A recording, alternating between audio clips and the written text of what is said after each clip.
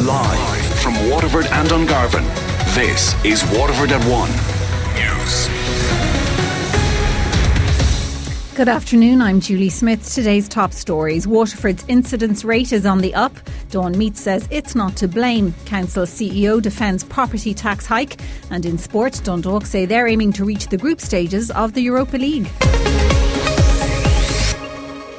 The incidence rate of COVID-19 in Waterford is continuing to rise. According to the Health Protection Surveillance Centre, it has now reached 98.1. 114 cases have been confirmed in Waterford over the last 2 weeks.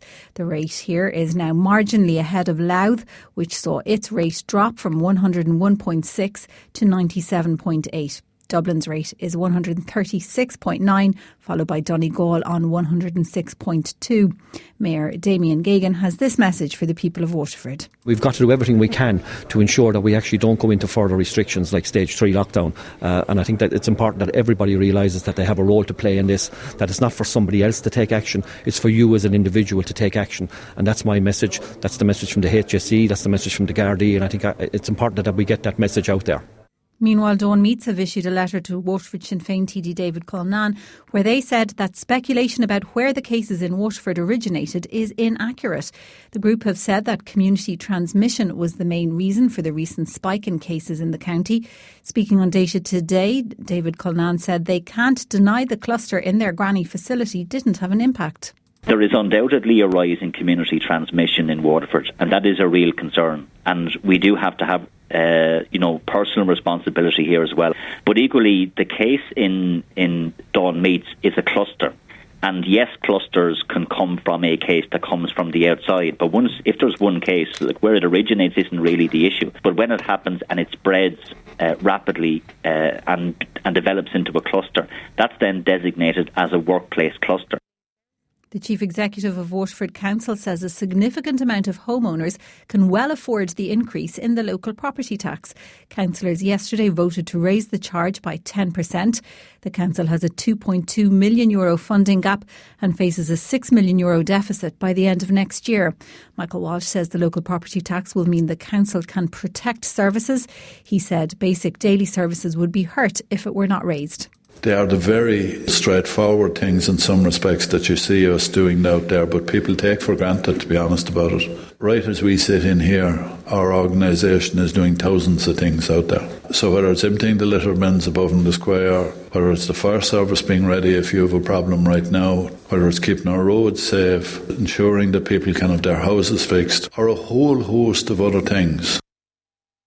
The party whip for Fianna Fáil in Waterford voted against the 10% increase in the local property tax rise. In doing so, he voted against his Fianna Fáil party colleagues. Eddie Mulligan said he thinks the local property tax is unfair for the following reasons.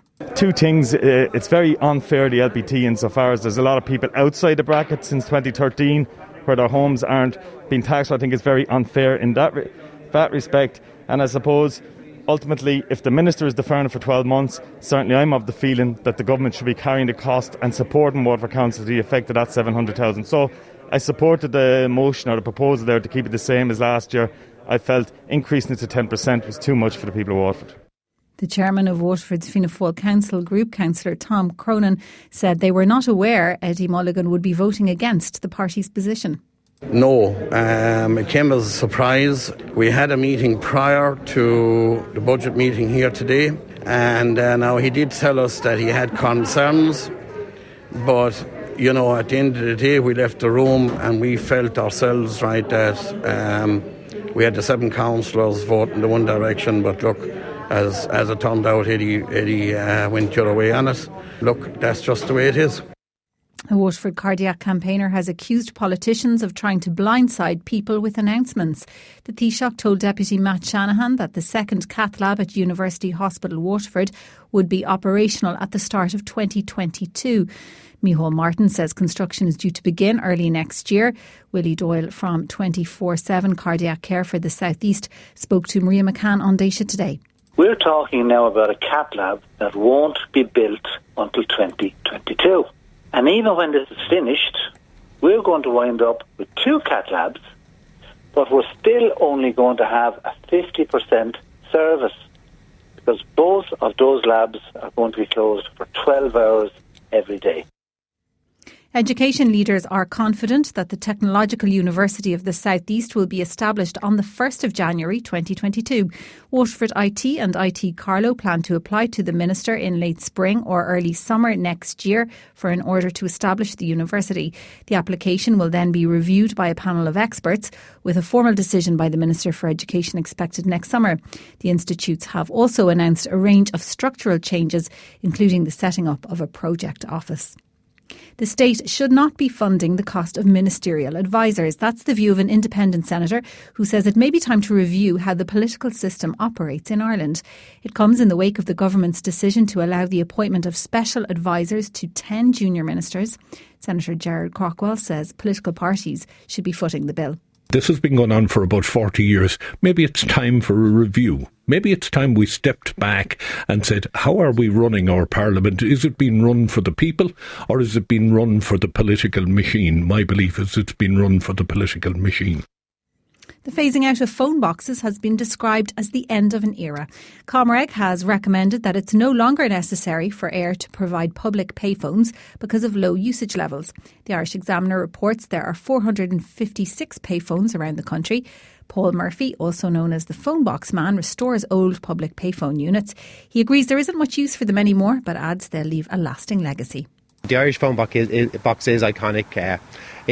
Even the more recent phone box, Father Ted's, I don't know, the milkman, I can't remember his name, but that was a specific image in Father Ted that we'll all remember, the milkman in the phone box making a phone call about the bomb on the milk truck.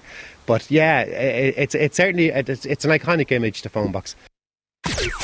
Sports News on WLR. With Virgin Media Waterford. Want super fast broadband today? Drop into Virgin Media George's Street and take it home with you. Easy as that. To soccer first, and Dundalk goalkeeper Gary Rogers says they're aiming to reach the group stages of the Europa League this season. The Lily-Whites are away to Moldovan champions Sheriff Tiraspol in the penultimate round of the qualifiers tomorrow. Dundalk have won their last 3 games in all competitions, and Rogers is hoping they can extend that run. It's been good to kind of get a little bit of a run going. Difficult win last week away in Andorra, where we had a man sent off for. We had to play without Andy Ball for 30 minutes, but we got the job done. So we're going into this in good form, and we look, it's a difficult tie. Every game in Europe is hard, and we're hopeful that we can put a good performance together and get the right result. Republic of Ireland midfielder Josh Cullen is self-isolating for 10 days after testing positive for COVID-19. Cullen, his teammate Issa Diop and manager David Moyes all returned positive tests ahead of West Ham's game against Hull last night. The Hammers squad will be screened again later this week ahead of their match with Wolves in the Premier League this weekend. There's an all-Premier League clash in the English League Cup this evening, with Leicester hosting Arsenal. Last year's beaten finalists Chelsea host Barnsley. In tonight's other third-round games, Newcastle United go to Morecambe, Everton are away to Fleetwood Town, Preston take on Brighton, Millwall welcome Burnley to the Den, Fulham are up against Sheffield Wednesday, and Stoke City take on Gillingham. Wolves have signed right-back Nelson Semedo from Barcelona for an initial €30 million. The Portugal international has signed a 3-year contract with the Premier League club. And Waterford FC are hoping to have Daryl Murphy back on the pitch sooner rather than later. The former Bolton Wanderers player suffered a calf injury in pre-season. The Blues play host to Sligo Rovers on Saturday. Waterford FC coach Franny Rocket says they can't put a date on the striker's return. In terms of his injury, we're hoping, if it's not Friday, we're hoping it's the next game. But like anything, he's had previous injuries on this one, so you just have to make sure when he comes back that he stays back. So I'm optimistic that it's going to be sooner rather than later. We can't put a date on it yet. To rugby, and Claire Malloy is back in the Ireland squad for their Six Nations matches against Italy and France next month. The former Ireland captain took a year out to focus on her medical career. 69 times capped flanker, Malloy will link up with the group at a 2-day training camp this weekend. In racing, it's Kerry National Day at Listole's Harvest Festival. Trainer Henry de Bromhead, who won last year's renewal with Poker Party, saddles the pre-race favourite Plan of Attack. Paul Townend will be aboard Cabaret Queen for champion trainer Willie Mullins, with the race going to post at 4:30. And finally, in cycling, Nero Quintana says he has nothing to hide and has denied any wrongdoing after his hotel room was raided by authorities during the Tour de France. The former Vuelta and Giro d'Italia winner insists that substances which were seized are perfectly legal vitamin supplements. The Colombian added that he will answer any questions from the police with a clear conscience. Sports news on WLR is thanks to Virgin Media Waterford.